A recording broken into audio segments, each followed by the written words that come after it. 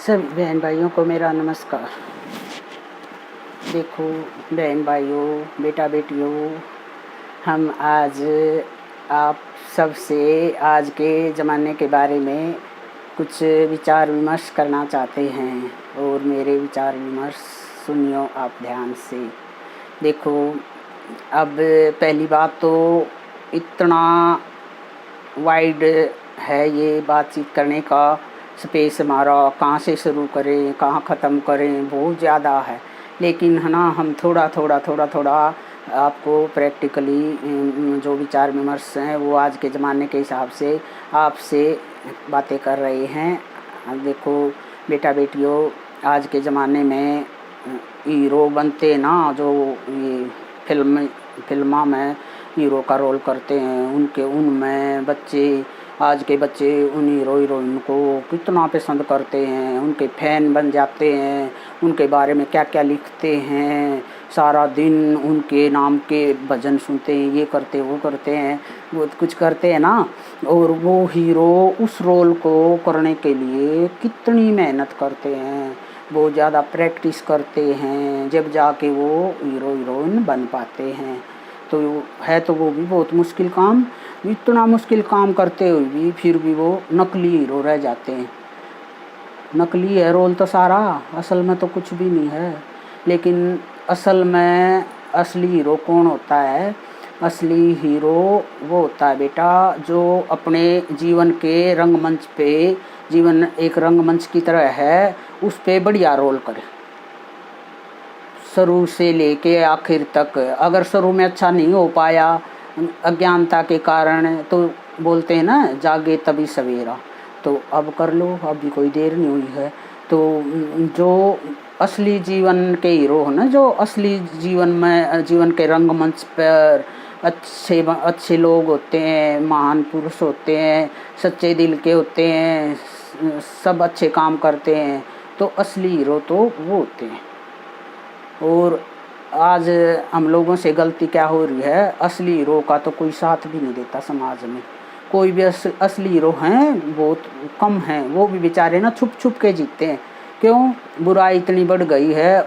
असली हीरो का ना वो उससे जेलसी रखने वाले, उसकी टांग खींचने वाले इतने हैं समाज में, बेचारे को उसको ना उभरने नहीं दे रहे। वो बोलते हैं ना, ओछे सिर चढ़ चढ़ बोले और अच्छे मारे मारे डोले। आज के ज़माना में ये हो रहा बेटा, बेटा बेटियों। तो आप लोगों से अनुरोध है, अगर सब अपने विचारों को चेंज करो और अच्छे अच्छे रोल करो और इन बातों का ध्यान रखो कि हमने अच्छे का साथ देना है, अच्छे आदमी को सपोर्ट करना है। और सबसे पहली बात तो क्वालिटी ये होनी चाहिए इंसान में, पहचान करे सही की और गलत की। सही गलत की पहचान कईयों को नहीं हो पाती। अब सही गलत की पहचान नहीं होगी तो फिर हम अच्छे को कैसे सपोर्ट करेंगे? और आज के ज़माने में ना बुरे आदमी अच्छे का रोल मुखौटा पहन के न वो अच्छे बन जाते हैं, और अच्छों पे क्या पता अजीब तरह के वो करके न ब्लेम वगैरह लगा के, पीठ पाछे उनकी बुराई करके उनको बुरे बना देते हैं। तो समाज की जो व्यवस्था है ना, बहुत ज़्यादा उलझी पड़ी है।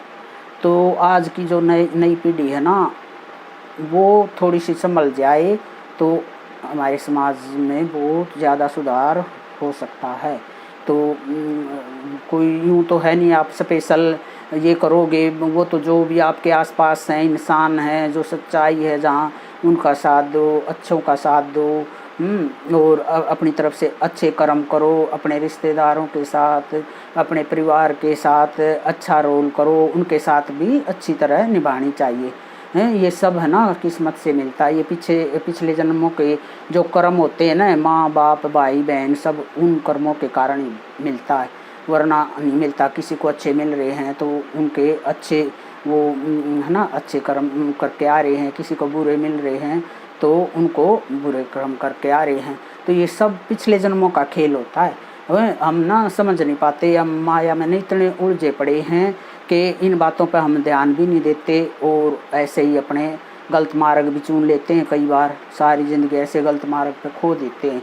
तो ये सब अगर हम गलत मार्ग पर खो देंगे सारी ज़िंदगी, तो वो फिर हमने उसका कर्ज अगले जन्म में चुकाना पड़ेगा। जो बुरा किया है उसका तो हमने जो बुराई की जो सज़ा है वो ज़रूर मिलती है, और सब हिसाब किताब भगवान के पास होता है। ठीक है। और देखो सब कुछ ये पिछले जन्मों के हिसाब से मिलता है। एक छोटी सी कहानी सुनाती हूँ मैं आपको। एक ना इंसान होता है, आदमी होता है, उसका ना बच्चे नहीं हो रहे थे। वो ना एक साधु के पास गया, बहुत अच्छा मान्या हुआ साधु था। तो बोलता महाराज मेरा बच्चे नहीं हो रहे और मुझे कुछ ऐसा उपाय बताओ बच्चे हो जाए, मेरा वंश चल जाए। तो उस साधु ने बोला मैं बच्चे फिर आपने ना मेरी हर बात माननी पड़ेगी, जैसे मैं बोलूँ ऐसे करते जाना। बोला ठीक है महाराज ऐसे करूँगा। तो उसके घर में ना पहला लड़का होया तो महाराज आप पहुँचे जब होने वाला था। तो जैसे ही जन्म लिया तो उसको बोला कि आप ना इसको उठा लो गोद, ऐसे उठा के और शमशानों की तरफ चल पड़ा, और साथ साथ साधु चल पड़ा। साधु बोलता है खड्डा खोद के इसको दबा दे। तो उसको एक बार तो बड़ा दुख लगा कि ये साधु कैसा है, खुद मेरे बच्चे ने दबवाने लग रहा। फिर भी वो साधु से वचनबद्ध था, तो उसने ना दबा दिया उसको। फिर ना एक पेड़ के नीचे ना ओट में होके ना वो उन आवाज़ बोले, एक आवाज़ आएगी वो सुनना। फिर एक आवाज़ आती है, तो बोलता है आवाज़ आती है, बोलता भाई ये तो ज़्यादा ही शाना निकला हैं, और मैं तो ना इसका बहुत बड़ा दुश्मन था, और बेटा के रूप में इसको अपनी दुश्मनी पूरी करना आया था। बेटा बन के इसने ऐसा सताता, सारी उम्र ऐसा सताऊं, इसने एक एक बदला काटता। तो साधु बोलता सुन लिया आवाज़? बोला हाँ महाराज सुन ली। तो फिर आपने सही किया। बोला चलो फिर दूसरा या 2-3 साल पाछे फिर होया दोबारा, एक लड़का दोबारा फिर होया। फिर साधु ने ऐसे ही किया, बच्चे को उठाओ शमशान घाट लेके चलो। तो ऐसे ही किया, उन्होंने खड्डा खोद के गाड़ दिया। फिर उन्होंने पेड़ के पीछे छुप के आवाज़ सुनी। बोलते आवाज़ आई, बोला भाई मैं तो ना अपना कर्जा चुकान आया था। पिछले जन्म में इसने मेरे को इतना कर्जा ले रखा है इसने मेरे से, और वो कर्जा इसने दिया नहीं, और मैं वो कर्जा पूरा करना आया था बेटा बन के न। इसको ना सारी जन्म में जो भी प्रॉपर्टी कमाई है ना वह बेच खोज के न, और मैं एली बैली बन के न इतना सताता, और इसका सारा कर्ज पूरा नहीं हो लेता ना जब तक मैं इसका पीछा नहीं छोड़ता। तो फिर सुन के न फिर वो बोला जी महाराज आप तो सही हो। बोला ठीक है चलो अब घर। फिर तीसरा बच्चा होया, तीसरा बोला उसको भी ऐसे ही गड़ा दिया ले जाके।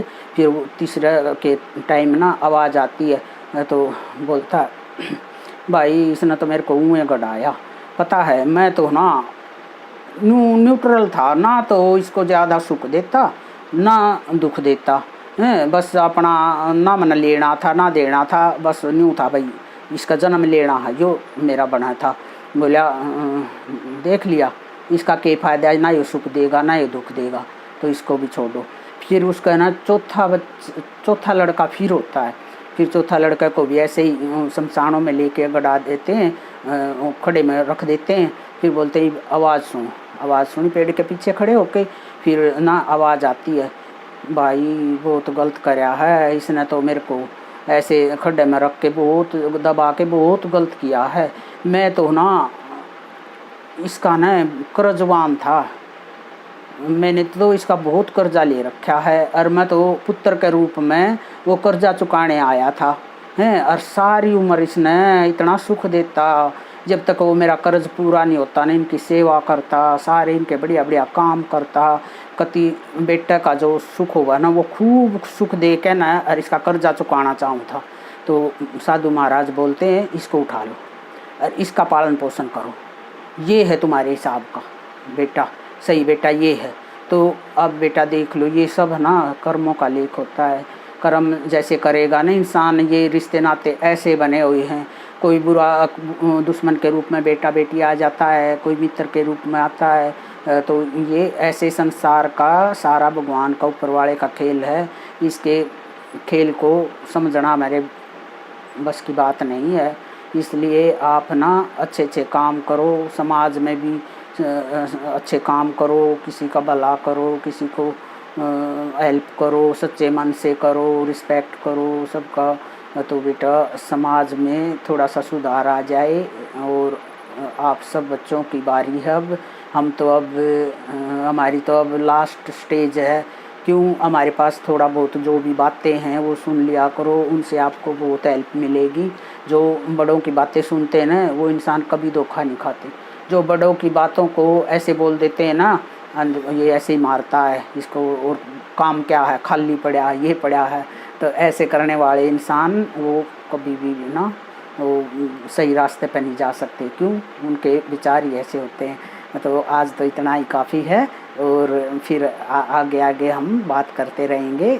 जय माता दी।